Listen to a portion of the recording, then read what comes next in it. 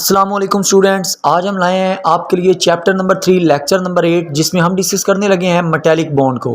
तो ये types of metallic bond में लास्ट टाइप है जिसमें हम डिस्कस करेंगे इसकी डेफिनेशन को, इसकी प्रॉपर मेटल की प्रॉपर्टीज़ को, एग्जाम्पल को, और मेटालिक बॉन्ड किस चीज़ उसकी जो स्ट्रेंथ है वो किन बातों पर डिपेंड करती है वो हम इसमें डिस्कस करेंगे। तो आइए अपनी वीडियो का आगाज़ करते हैं। सबसे पहले है डेफिनेशन। तो मेटालिक बॉन्ड केमिकल बॉन्ड की ऐसी टाइप है विच हैज़ पॉजिटिव चार्ज, जिसके अंदर जो पॉजिटिव चार्ज रखने वाले आइंस जो होते हैं वो बाउंड होते हैं, जुड़े होते हैं किसके साथ? मोबाइल इलेक्ट्रॉन के साथ। मोबाइल इलेक्ट्रॉन के साथ क्या होते हैं? जुड़े होते हैं। जैसे ये देखें, ये पॉजिटिव आइन जो हैं ये किससे जुड़े हुए हैं? ये इन नेगेटिव आइंस यानी ये जो इलेक्ट्रॉन्स हैं उनके साथ जुड़े हुए हैं। ठीक है, नेक्स्ट आपके पास हम इसकी प्रॉपर्टीज़ को डिस्कस करेंगे। ये प्रॉपर्टीज़ मेटालिक बॉन्ड की नहीं है, मेटल्स की हैं। तो ये आपका वेरी इंपॉर्टेंट लॉन्ग क्वेश्चन है कि explain the properties of metals. तो मेटल की पहली प्रॉपर्टी है कि metals show metallic lustre. Metal जितने भी हैं वो क्या होते हैं? वो चमकदार सरफेस रखते हैं। ये देख रहे हैं आप कि उनकी सरफेस क्या होगी? चमकदार होगी। नेक्स्ट आपके पास जो है इसकी दूसरी प्रॉपर्टी क्या है?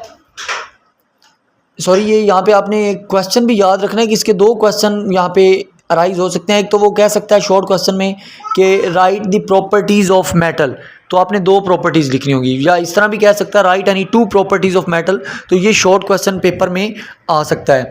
उसके बाद दूसरी प्रॉपर्टी है melting and boiling point. Metals have high melting and boiling point. जितने भी मेटल्स हैं उनका मेल्टिंग और बॉइलिंग पॉइंट क्या होता है? हाई होता है, बहुत ज़्यादा होता है। क्यों? क्योंकि इनके दरमियान जो फोर्सेस होती हैं वो मजबूत होती हैं। तीसरी प्रॉपर्टी आपने जो याद रखनी है वो क्या है कि हीट एंड इलेक्ट्रिसिटी। मेटल जो होते हैं वो good conductor of heat and electricity होते हैं, यानी उनके अंदर से करंट और हीट, हरारत आसानी से गुजर जाती है। क्यों? ये इसका बाकी रीज़न है due to presence of free moving electron, क्योंकि उनके अंदर जो इलेक्ट्रॉन होते हैं वो आसानी से इधर उधर घूम रहे होते हैं। तो ये जो उनकी प्रेजेंस है ये सबब बनती है उनकी good conductor of heat and electricity होने का। तो यहाँ पे ये पेपर में क्वेश्चन भी आ सकता है शॉर्ट क्वेश्चन के why metals are good conductor of heat and electricity. तो उसमें आपने ये वाला पॉइंट लिखना होगा। नेक्स्ट आपके पास है प्रॉपर्टी में हार्ड एंड हैवी। तो in metals the atom are strongly held and arrange in form of rows one above the other. यानी इस मेटल के अंदर जो एटम होते हैं वो तरतीब, एक तो स्ट्रांगली हेल्ड होते हैं यानी मजबूती से जकड़े होते हैं, और अरेंज होते हैं किस तरह कि एक रो के ऊपर दूसरी रो, यानी पहले एक एटम्स की लेयर होगी फिर उसके ऊपर दूसरे एटम की लेयर होगी। ठीक है, और ये वाली जो अरेंजमेंट है ये दरअसल इनको क्या बना देती है? हार्ड एंड हैवी बना देती है, इनको बहुत सख्त और वजनी बना देती है। तो यहाँ पे एक क्वेश्चन भी आ सकता है पेपर में कि why metals are hard and heavy. Metal जो हैं ये हार्ड और हैवी क्यों होते हैं? तो ये शॉर्ट क्वेश्चन भी आपने याद रखना है। नेक्स्ट प्रॉपर्टी आपके पास है, ये भी आपका इंपॉर्टेंट शॉर्ट क्वेश्चन बन सकता है कि प्रॉपर्टी का नाम है मेलिएबल एंड डक्टाइल। ये आप हेडिंग देंगे। तो when pressure is applied on metal, जब आप मेटल्स के ऊपर प्रेशर लगाते हैं ना तो क्या होता है? अपर रो ऑफ एटम्स, तो एटम्स की जो ऊपर वाली सतह होती है वो क्या करती है? स्लिप पास दी लोअर रोज, तो वो नीचे वाली रो पे स्लिप हो जाती है। जैसे ये देखें, ये नीचे वाली रो है और ये ऊपर वाली रो है। जब आप ऊपर से ये इसको प्रेशर लगाएंगे तो ये देखो ये ऊपर से स्लिप हो गई। तो इससे क्या होता है? As their shape are change, metal की क्या हो जाती है? शक्ल चेंज हो जाती है। अब अगर आप ये देखें, ये इस तरह स्लिप होके अगर इस जगह आ जाएगी, ठीक है, तो ये तो एक लंबी सी शीट बन जाएगी। ठीक है, ये तार बन जाएगी। तो इस प्रॉपर्टी को क्या कहते हैं? Metal can easily be drawn into wires and sheet. इस वजह से ही मेटल जो है हम उनको आसानी से तारों में कन्वर्ट कर सकते हैं और शीट्स में कन्वर्ट कर सकते हैं। तार में कन्वर्ट करना डक्टिलिटी कहलाता है और शीट्स में कन्वर्ट करना मेलेबिलिटी कहलाता है। तो ये 5 प्रॉपर्टीज़ आपके लॉन्ग क्वेश्चन में आ सकती हैं कि write the 5 properties of metals या explain the properties of metals. तो आपने ये 5 प्रॉपर्टीज़ लिखनी है। ठीक है, उसके बाद ये शॉर्ट क्वेश्चन आ सकता है तो उसमें आपने ये वाला पॉइंट लिखना है।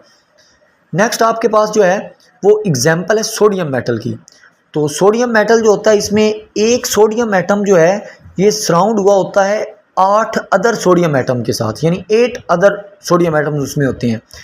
The outer electron of these atom, in atoms के जो बाहर वाले इलेक्ट्रॉन होते हैं मूव फ्रीली, वो आसानी से घूम फिर रहे होते हैं between the vacant spaces present between atoms. ये जो एटम्स होते हैं ना, उनके दरमियान जो खाली जगह होती है, जो स्पेस होती है, उसके अंदर वो आसानी से घूम रहे होते हैं। ठीक है, तो no electron remain attached with any particular nucleus. कोई भी इलेक्ट्रॉन जो है वो किसी भी खास न्यूक्लियस से नहीं जुड़ा होता। ये बातें आप ना नेक्स्ट देख सकते हैं। ये आप देखें ना, ये आपके पास एक सोडियम का मेटल का ना क्या है, एक स्ट्रक्चर है जिसमें ये देखें, ये पॉजिटिव मेटल्स हैं, पॉजिटिव चार्ज आइंस जो हैं, और ये इनके दरमियान खाली जगह है यानी स्पेस है।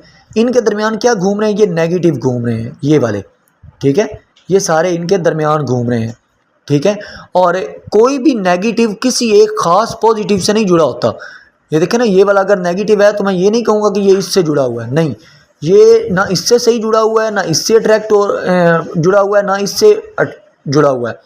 ठीक है, तो कोई भी नेगेटिव जो है वो किसी से ख़ास अट्रैक्ट नहीं हो रहा होता, सॉरी अट्रैक्शन हो रही होती, बाउंड नहीं होता। तो इसमें आपने ये हम रीड कर रहे थे कि when all atoms attract all electrons collectively, जब सारे जो एटम हैं, जो पॉजिटिव आइंस हैं, वो क्या करेंगे, अट्रैक्ट करेंगे इकट्ठे, किनको, इलेक्ट्रॉन्स को, तो ये आपस में एक बॉन्ड बन जाएगा जिसको हम मेटेलिक बॉन्ड कहेंगे। दे विल बॉन्ड टुगेदर, तो वो एक इकट्ठे जुड़ जाएंगे। और ये कैसे लगेंगे, it look like a sea of electrons, ये ऐसा लगेगा कि जैसे इलेक्ट्रॉन्स का समंदर है जिसके अंदर न्यूक्लियाई ऑफ एटम्स, एटम्स के जो न्यूक्लियस हैं वो क्या हुए हैं, सबमर्ज्ड हुए हैं, यानी वो गिरे हुए हैं उसमें।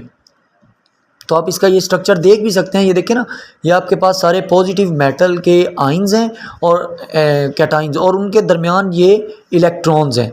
ठीक है, खाली जगह में। नेक्स्ट आपके पास इसकी और एक एग्जांपल है कि मैग्नीशियम मेटल।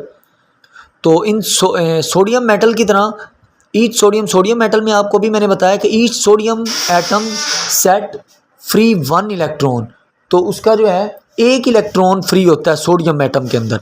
लेकिन जो मैग्नीशियम एटम होता है, मैग्नीशियम मेटल होता है, उसके अंदर क्या होता है, ईच मैग्नीशियम एटम, जो हर मैग्नीशियम एटम है वो रिलीज़ करता है 2 इलेक्ट्रॉन्स। ठीक है, ये एक मैग्नीशियम एटम है तो ये कितने इलेक्ट्रॉन निकालेगा, 2 इलेक्ट्रॉन ये। ठीक है, और इसके ऊपर 2 पॉजिटिव चार्ज आएगा, टू गेट 2 पॉजिटिव चार्ज। ठीक है, तो इसका मतलब क्या हुआ, सोडियम एक इलेक्ट्रॉन दे रहा था जबकि मैग्नीशियम एक एटम 2 इलेक्ट्रॉन दे रहा है। तो इसका मतलब ये हुआ कि so magnesium metal will be stronger than sodium metal, कि जो मैग्नीशियम मेटल है वो उसके अंदर अट्रैक्शन स्ट्रोंगर है, मजबूत है देन सोडियम मेटल। क्यों, क्योंकि मैग्नीशियम 2 इलेक्ट्रॉन दे रहा था और सोडियम 1 इलेक्ट्रॉन दे रहा है। इस वजह से हम कहते हैं कि मैग्नीशियम जो है ये मेल्ट होता है हाई टेम्परेचर पे देन सोडियम मेटल। ठीक है, तो ये आप नीचे इसकी डायग्राम भी देख सकते हैं। ये इसमें आपने 2 पॉजिटिव लगाने हैं और इर्द गिर्द क्या होंगे, ये सारे इलेक्ट्रॉन्स फ्री स्पेसिस में घूम रहे होंगे। तो इस पे शॉर्ट क्वेश्चन भी आ सकता है कि why magnesium metal melt at higher temperature than sodium metal, कि सोडियम मेटल की निस्बत मैग्नीशियम मेटल हाई टेम्परेचर पे मेल्ट क्यों होता है। तो ये था हमारा आज का लेक्चर। उम्मीद करता हूँ आपको पसंद आया होगा। So thank you for watching.